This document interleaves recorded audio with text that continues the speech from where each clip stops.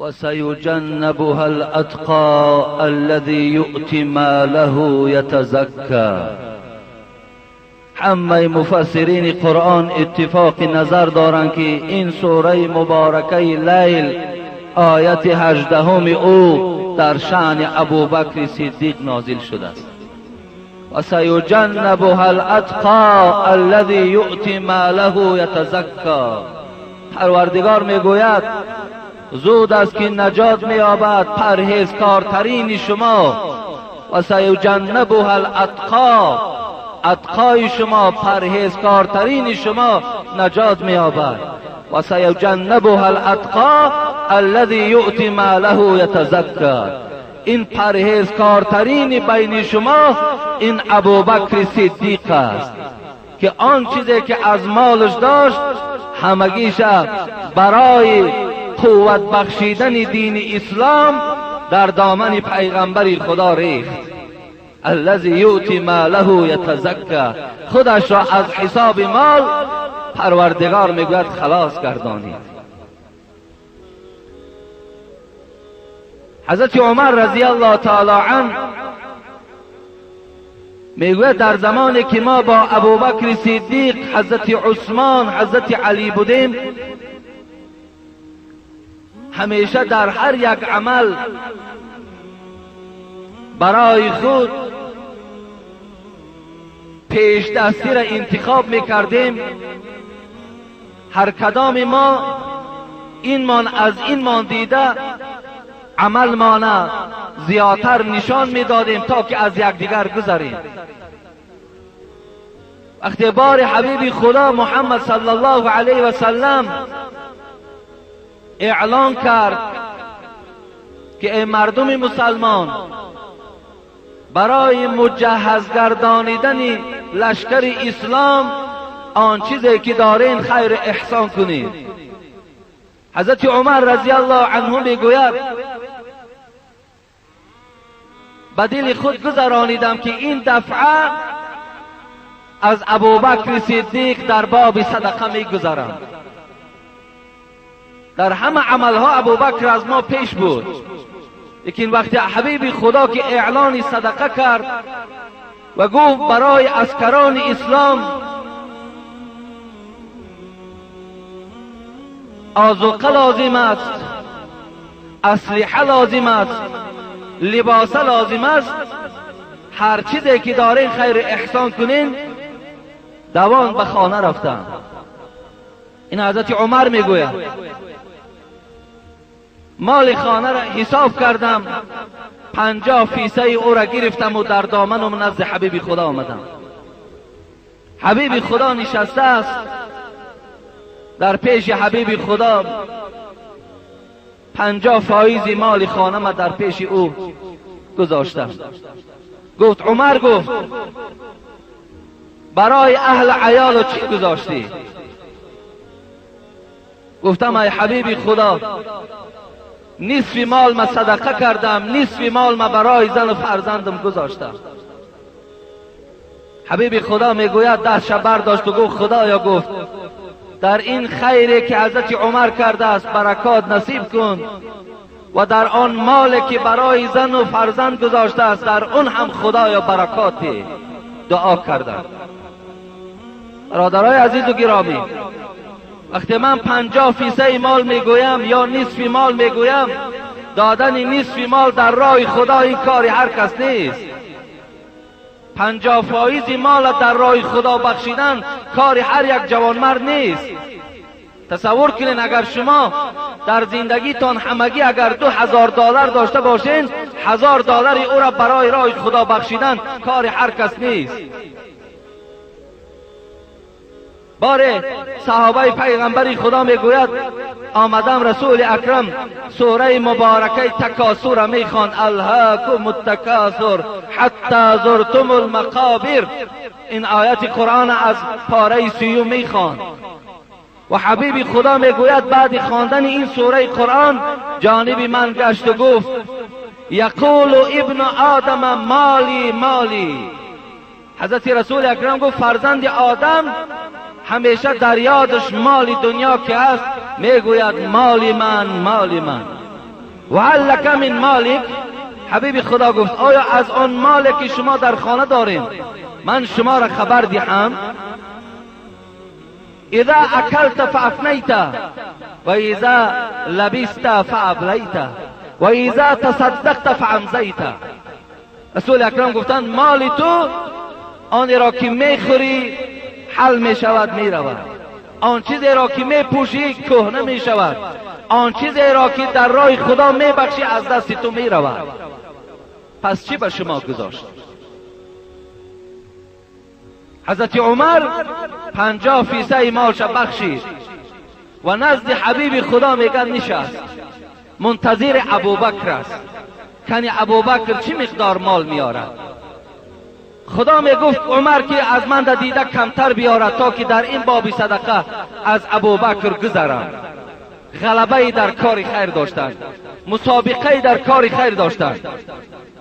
این زمان بود که ابوبکر میگوید در دامنش آن چیزی که داشت همگیش بار کردگی بود. آورد دامن حبیب خدا دریخت.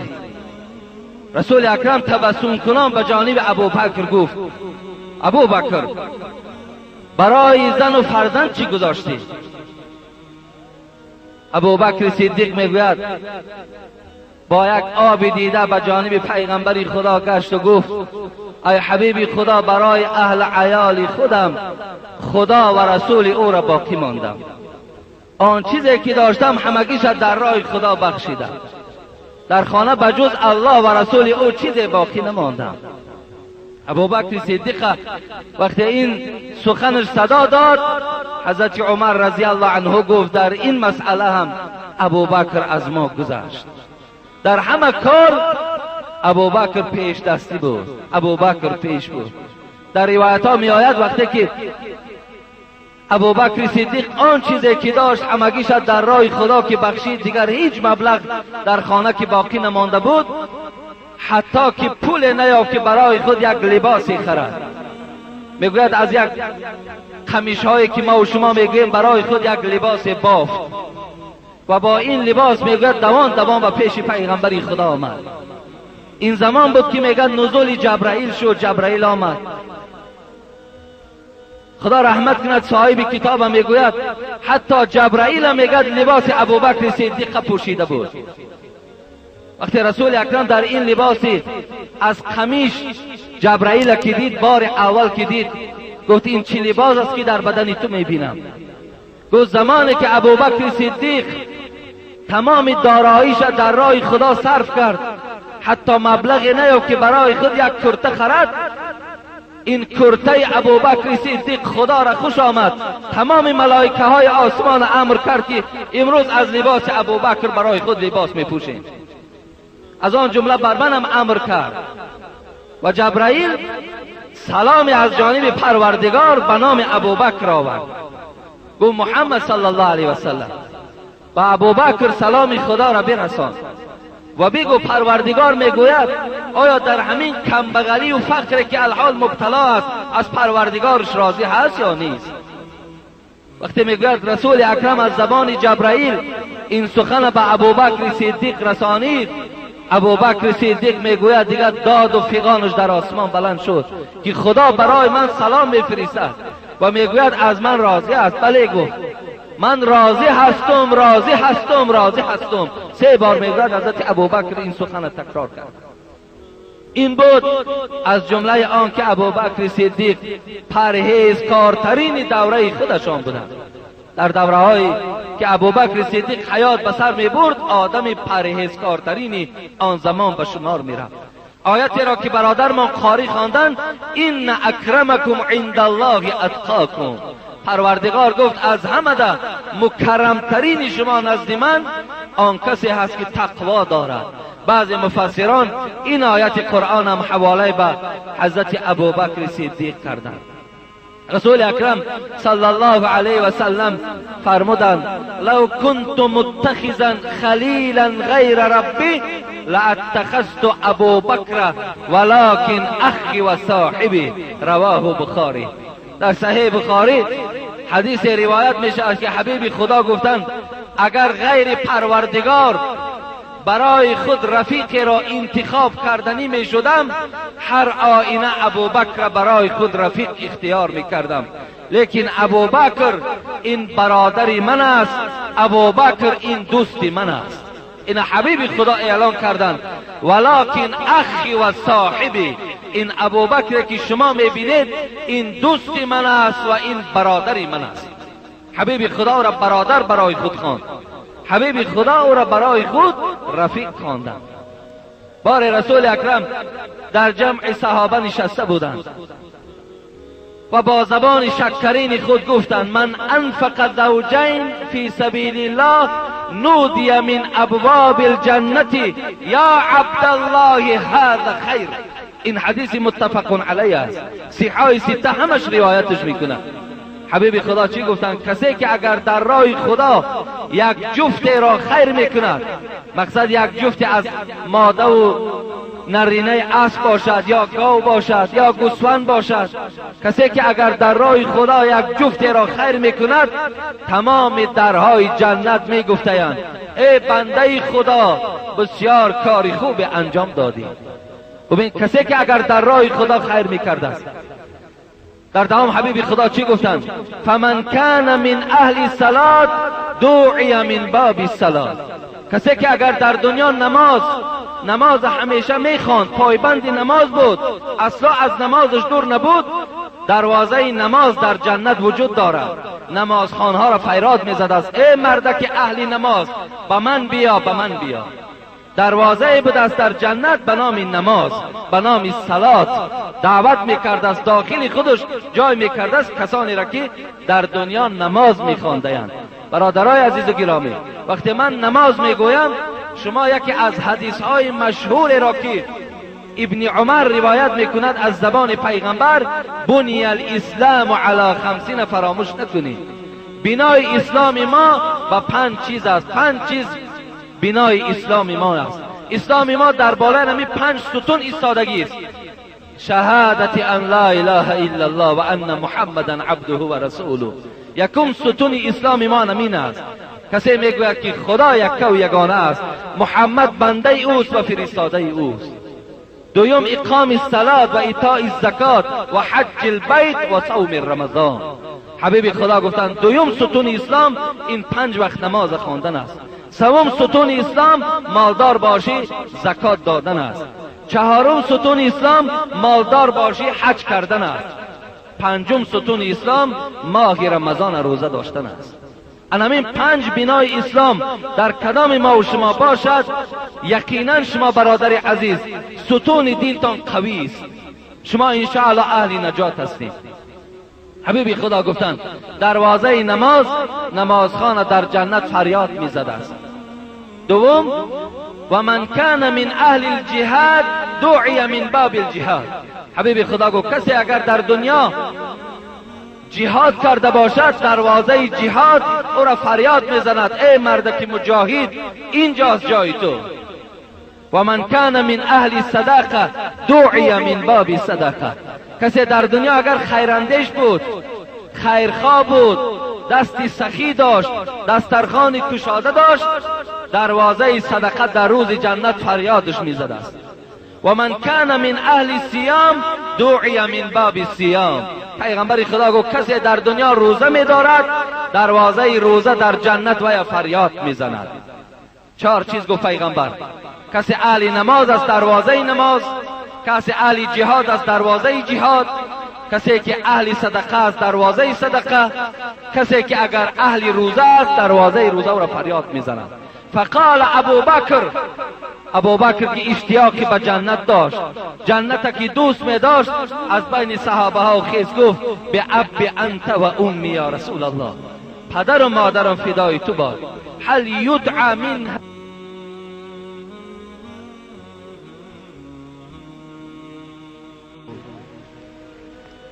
ونعوذ بالله من شرور أنفسنا وسيئات أعمالنا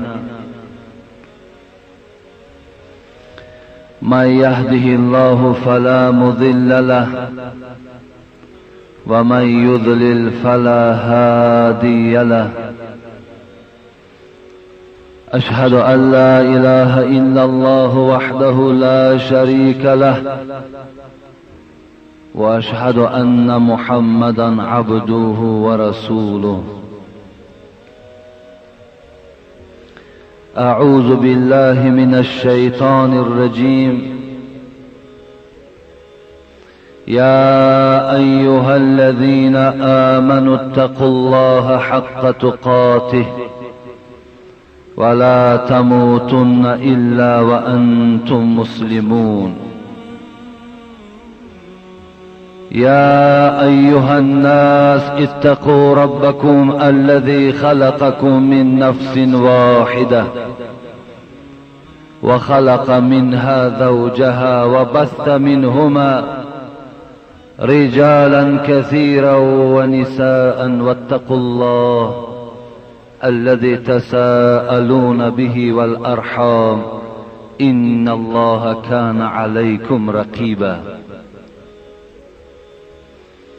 يا أيها الذين آمنوا اتقوا الله وقولوا قولا سديدا يصلح لكم أعمالكم ويغفر لكم ذنوبكم ومن يطع الله ورسوله فقد فاز فوزا عظيما. فإن أصدق الحديث كتاب الله وخير الهدي هدي محمد وشر الأمور محدثاتها وكل محدثة بدعة وكل بدعة ضلالة وكل ضلالة في النار. السلام علیکم برادران خیلی عزیز و گرامی. به همه شما این روز سید را، این روز بندگی خدا را تبریک و تهنیت میگویم و میخواستم که دعای را از زبان حضرت ابوبکر صدیق رضی الله عنه که جمعه گذشته خواستم بهر شما خوانم، لکن سخن به این دعا هم آمد. خواستم این جمعه آغاز صحبت را از دعای حضرت ابوبکر صدیق رضی الله عنه آغاز کنم، زیرا که صحبت ما دوام صحبت جمعه گذشته است از فضائل و اوصاف یار اول پیغمبر خدا حضرت ابوبکر رضی الله عنه می باشد. اللهم أرنا الحق حقا وارزقنا اتباعه وأرنا الباطل باطلا وارزقنا اجتنابه. این دعای بود که این یار اول پیغمبر خدا در دعاهای خود اینا میخواند. حضرت در این معناهای دعا چی میخواست از پروردگار؟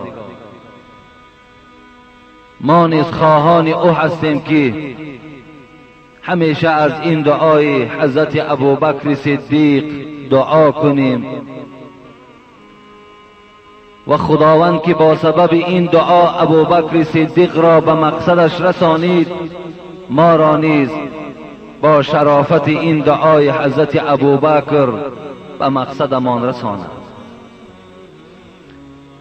حضرت دعا کردند، دستها به سوی آسمان برداشته، اللهم ارنا الحق حقا وارزقنا اتباعه. پروردگارا در چشم ما مردم مسلمان حق را حق نشان بده، آن چیزی که حق است در چشم ما او را حق نشان بده.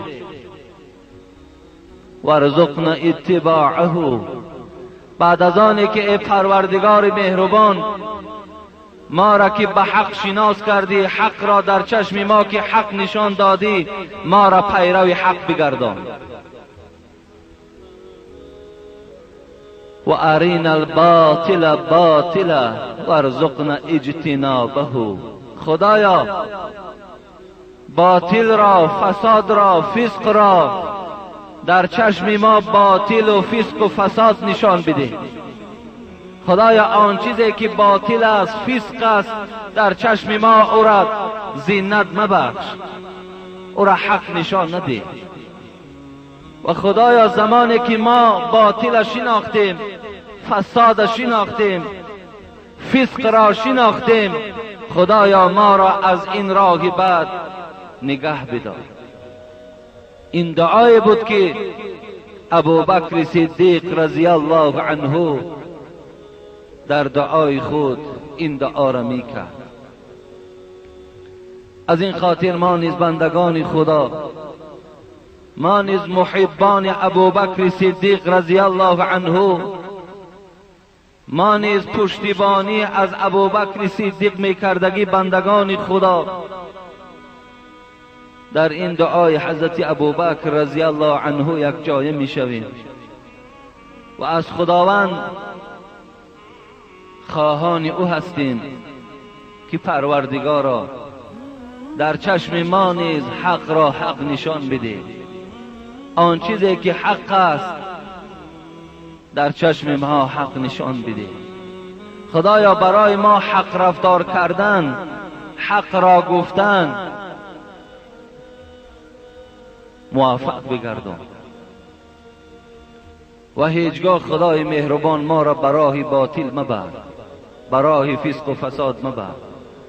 و همه فسق و فساد را در چشم ما پروردگار را فسق و فساد نشان ده. خدایا محبت ذات خودت را، محبت حبیبت را، محبت قرآن و اسلامت را، محبت این چهاریار و محبت تمام بندگان محبت را در دل ما بندگانت خدایا جایگیر بگردان. خدایا اسلام عزیزمان را روز به روز پیروز بگردان. خدایا آن کسانی که پیشرفت اسلام را نمیخواهند، نقشه های بد برای برکندن بیبودی های در اسلام میخواهند، خدای مهربان آنها را به این مقصدهای ناپاکشان موفق مگردان. خدایا صف مسلمان ها را در دنیا باز هم زیاد بگردان. خدایا ما بندگان موحدت را فردای قیامت از جمله نجات یافتگان بگردان. خدایا تمام آن برادرانی که در این مسجد مهمان هستند، از راههای دور آمدند، خدایا در هر قدمشان حسنات کتابت بفرما، صحت و سلامت به خاندانشان برسان.